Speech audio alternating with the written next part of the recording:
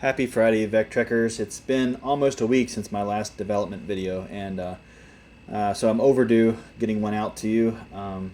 And you'll notice it's Alpine version 10 now, so I thought this is definitely a good time to do it. I even updated the date, so it now says 2022.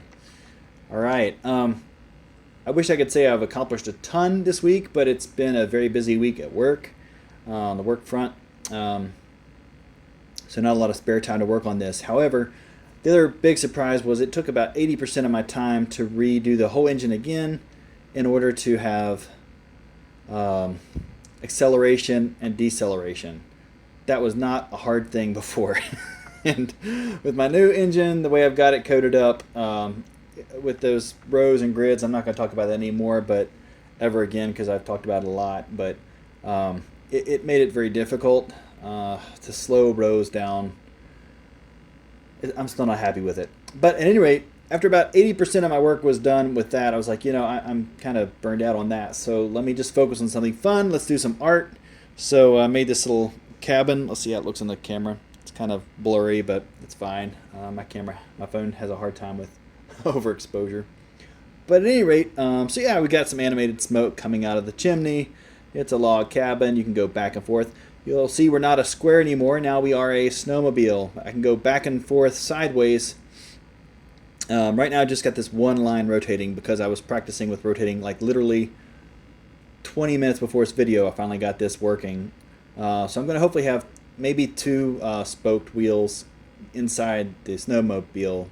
So this is a snowmobile. For those of you that were anticipating this square block to become a skier, I do have a skiing mode planned as well for like a later stage. You'll be skiing. But to start off with, you're at the rescue cabin and you are going to head out to save whoever. Now the other thing I've got going is when you start moving, you'll see there's a little there's our cabin. You can drive through the door, but I won't right now. Also got hit detection working, so that's great finally with my new engine. I had it working before, but now we got it working with this new style. You'll notice if I go left and right now at the snowmobile, because it felt weird, like if I kept him exactly that position going sideways, right? No snowmobile goes like strafed sideways.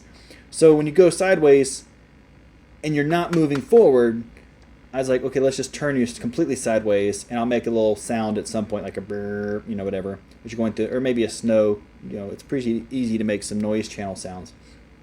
So, so you'll have left and right going there when you're standing still, okay?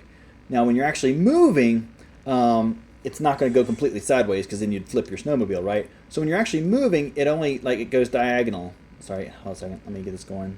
It goes diagonally, like that. So, still working on the art. Okay, hey, we hit a turbo. Let me hit a tree to slow down. So smack a tree, that'll slow us down. So, yeah, it's just like left and right. If you hit a tree, you get hit and slow down. For now. We'll do something cool, maybe outrun and crash. Hit it. That's a turbo. That's about as fast as you're going to go in this game right now. I've got 4 speeds of turbo. This is turbo speed number 3. You can go to a 4th speed if you want. So things to implement. It's been mentioned having jumps and cliffs. Graham mentioned that. And that's something I had planned to do originally, so I've got what I need to do that. The whole thing with the mountain lines, the lines on the mountains shrinking and growing with the horizon, the only time I think I'm going to do that, because it doesn't add a lot, but I think whenever, so like going up and down hills, I don't think I'm going to do it, basically is what I'm saying. And right now you can kind of see it goes up and down. Let's hit a tree so I go a little slower. It's kind of crazy. So what I will probably do is when you hit a jump, and this kind of, see how it kind of goes up and down there, just kind of watch your snowmobile guy as you're going up and down. Imagine like you're jumping. When you jump, it's going to push everything down, and at that point, the mountains will expand to their full extent. Generally, they're going to be shrunk like that. They'll be like the smaller version, and then when you hit a jump, you'll see the rest of the mountain, hopefully, is my plan. So that's kind of what I got going on right now. Moon resets, that means we hit the end of the stage. I need to add a little mini map. I'd like to have a little progress meter at the top. So that'll be cool. We'll get that going so you can see how far along you are on the stage. And then when you get to the end, it'll be like a cliff. And I've already got the edge of the cliff made. And you'll have to decide, like, do I want to go over here? Or do I want to go over there to rappel down the cliff? Someone mentioned in Facebook, I forget your name, but I'll double check it later, mentioned having this game needs more Sasquatch. I totally agree. So there will be, I mean, in addition to having a time limit as being your, enemy in the game, I plan to have maybe some Sasquatch action going on there. My phone had something pop up. Yeah, I'll have some Sasquatch maybe peeking out from behind the tree, and he'll cause some mayhem of some sort. I haven't decided yet what that will be. Maybe when you're rappelling down the cliff, he can shake the rope or something, or smash you into the rocks. He'll pop up at the worst times. He might do like a King Kong type thing on the helicopter stage. We'll see. But at any rate, so that's kind of what we got going. So that's about it for this. My next video, because I'm really happy with the engine I've got right now, the way it is. I've got some optimization to do because my code's gotten larger, especially when I added data. I was warned that that's going to push me past my 4 to 8 kilobyte limit.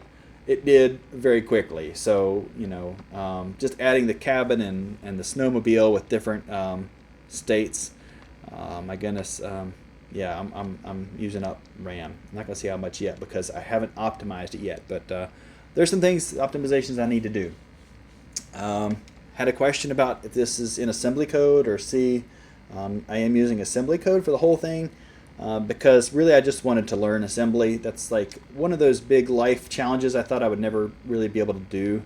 I just had a book in college for assembly and I thought, wow, this is insane. I'll never learn how to do hexadecimal and binary and all that stuff. So, but hey, when you're motivated, it comes right along, and there's such a great community to help you along. So really appreciate all that I've been learning. It's just exciting to see. I mean, once you go into assembly language, I mean, there's no turning back. It's so much more powerful and fast. You can do some crazy, stupid mistakes like completely overwriting your memory block or whatever, pointing to the wrong, place, and get some amazingly funny results. I highly recommend if you're going to program Vectrex assembly, do it on the emulator first, so that way you don't screw up your actual Vectrex and destroy something by poking into the wrong memory spot. I've had some funny results that I don't have any idea what that would have done to a real Vectrex just because I mistyped a number or letter. So yeah, be careful with that, but it's godlike power you get from it, so it's quite a rush. It's really great.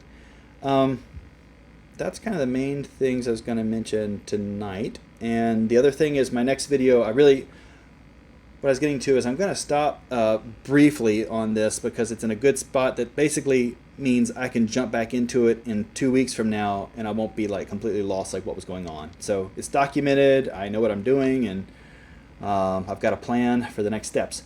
What that means is I can jump off onto a side project that I have, which is the ultimate goal of getting this into a 3D imager game as well. So I want to program this for that. Again, huge thanks to Greg Woodcock for sending me his 3D imager, but I do need to get that back to him probably. I sort of promised to get it back to him in February.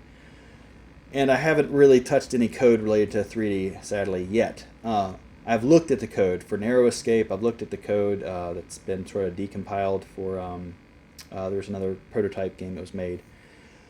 Both of them do very different things with the 3D imager as far as like how they manage it. So what that means, well, I'll get into it in the 3D. I'll have a 3D whole episode. My very next video will be about the 3D. And I'm going to talk about, first of all, things that I've discovered by playing the 3D games on a real 3D imager versus the emulator that I had been watching. And I will also talk about